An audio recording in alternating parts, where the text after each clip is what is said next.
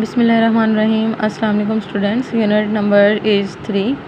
Unit 3 is dynamics. Topic law of conservation of momentum. ठीक है, हमने क्या पढ़ना है? मोमेंटम को कंजर्व करने का जो लॉ है। कंजर्व मीन के सेम रहना, कांस्टेंट रहना। जब भी मोमेंटम कांस्टेंट रहेगा उसे हम कहते हैं कंजर्वेशन ऑफ मोमेंटम। अब हम किसी भी मोमेंटम को हम किस तरह से कंजर्व रख सकते हैं, किस तरह से कांस्टेंट रख सकते हैं, कैसे बॉडी का before motion and after motion, before reaction and action, उसका जो मोमेंटम है वो सेम होते हैं, उसको हमने देखना है हम किस तरह से उनको सेम कर सकते हैं। तो पहले इसके लिए हमें पता होना चाहिए कि जो बॉडी का मोमेंटम है वो किस पे डिपेंड करता है? मैस एंड वेलोसिटी पे, क्योंकि ये मोमेंटम का फॉर्मूला है P is equal to M V. ये हमारा फर्स्ट पॉइंट हो गया। P is equal to M V mean के जो मोमेंटम है वो मैस और वेलोसिटी पे डिपेंड करता है। अगर मैस या वेलोसिटी में कुछ चेंज आएगा तो साथ साथ हमारा जो मोमेंटम है उसकी वैल्यू में भी चेंज आएगा। तो इसके बाद हम जो फर्स्ट हमारी टर्म है उसको हम डिस्कस करेंगे। This is system. सिस्टम हमारे पास क्या है? एक स्पेसिफिक सर्टेन बाउंड्रीज़ के अंदर जो ग्रुप ऑफ बॉडीज़ होता है उसे हम सिस्टम कहते हैं।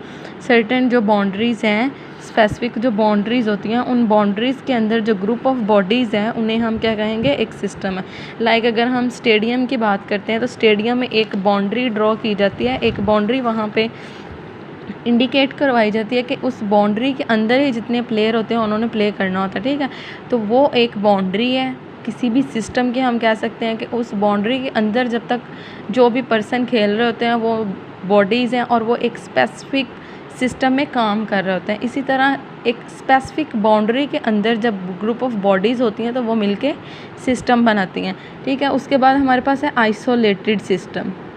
आइसोलेटेड सिस्टम ऐसा सिस्टम जिसमें इंटरेक्टिंग बॉडीज़ हैं और वहाँ पे कोई भी एक्सटर्नल फोर्स एक्ट नहीं कर रहे। आइसोलेटेड सिस्टम हमारे पास क्या होता है? इंटरेक्टिंग बॉडीज़ जो हैं उनका ग्रुप है, group of interacting bodies on which no external forces is acting. ऐसा बॉडीज़ का ग्रुप जहाँ पे ग्रुप्स तो हैं बॉडी के बट वहाँ पे कोई भी एक्सटर्नल फोर्स जो है वो आके एक्ट नहीं करती। कोई भी ऐसी फोर्स नहीं आती जो सिस्टम में ग्रुप्स हैं उनको अनबैलेंस कर सके या उनके जो एक्शन और रिएक्शन में चेंज ला सके, उनकी जो स्टेट ऑफ रेस्ट है उनको चेंज कर सके या उनके जो मोमेंटम को डिक्रीज़ और इंक्रीज़ कर सके। अगर ऐसा कुछ होता है तो वो मोमेंटम कंजर्व हो जाता है, सेम हो जाता है, कांस्टेंट हो जाता है।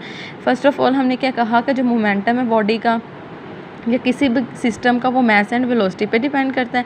सिस्टम हमारे पास क्या है कि एक सर्टेन बाउंड्रीज़ के अंदर जब ग्रुप ऑफ बॉडीज़ होते हैं तो वो मिलकर सिस्टम बनाते हैं। आइसोलेटेड सिस्टम क्या है कि जब इंटरेक्टिंग बॉडीज़ जो होते हैं उनके ग्रुप और वहाँ पे कोई भी एक्सटर्नल फोर्स एक्ट नहीं कर रही हो तो वो हमारे पास आइसोलेटेड सिस्टम में आ जाते हैं।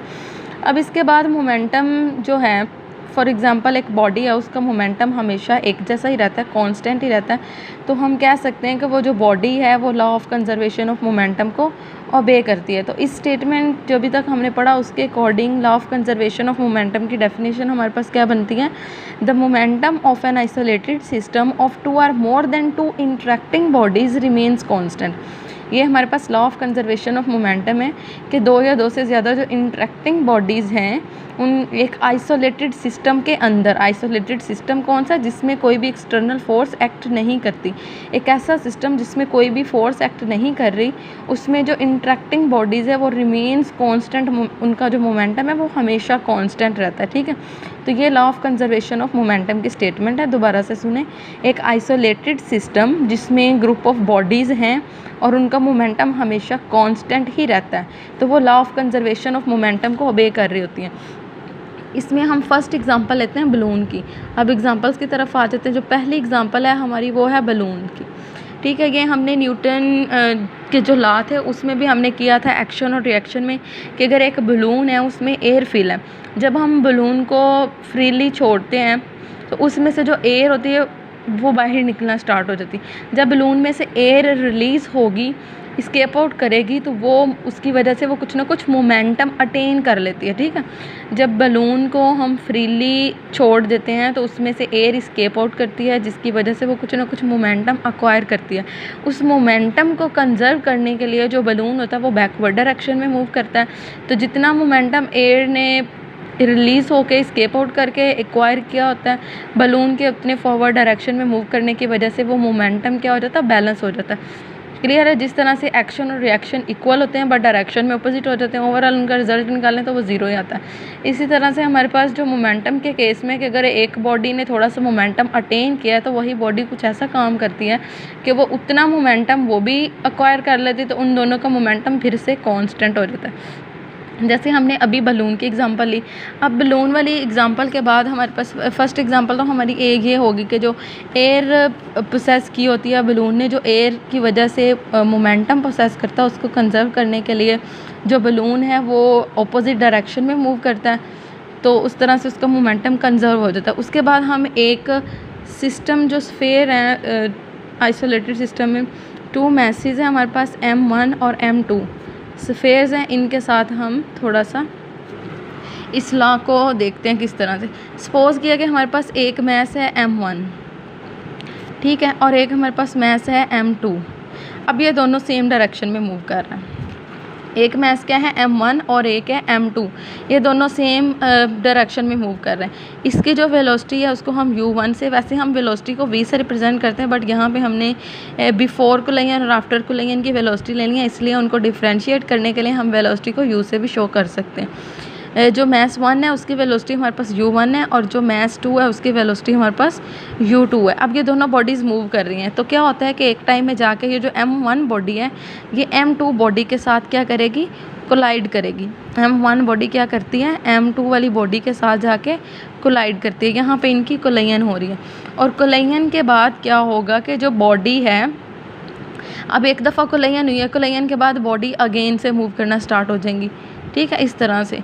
तो जो बॉडी ये वाली हैवी बॉडी है और ये वाली जो स्मॉल बॉडी है, जब ये इसके साथ टकराएगी तो ये वाली जो बॉडी M2 है ये M1 पे भी कुछ ना कुछ रिएक्शन देगी, तो जिसकी वजह से ये बॉडीज़ जो हैं ये फिर से अगेन से मूव करना स्टार्ट कर देंगे। ये M1 और ये हमारे पास M2। अब इसकी वेलोसिटी V1 होगी और इसकी वेलोसिटी V2 होगी।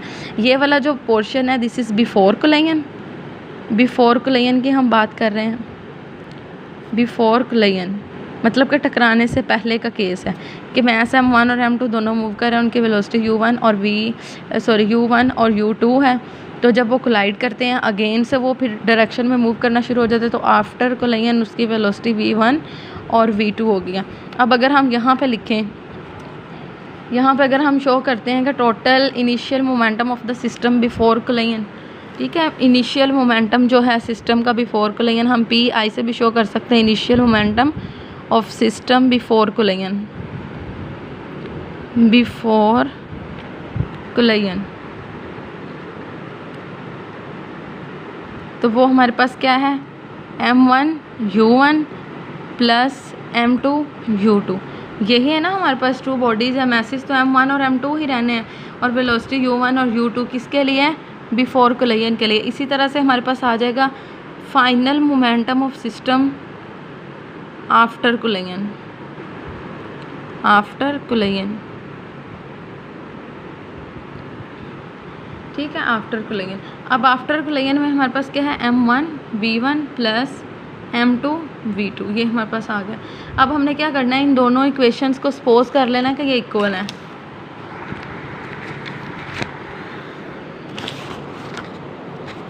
अब हमने सपोज कर लिया कि हमारे पास दोनों इक्वेशंस इक्वल हैं। M1 U1 plus M2 U2 is equal to M1 V1 plus M2 V2, ठीक है।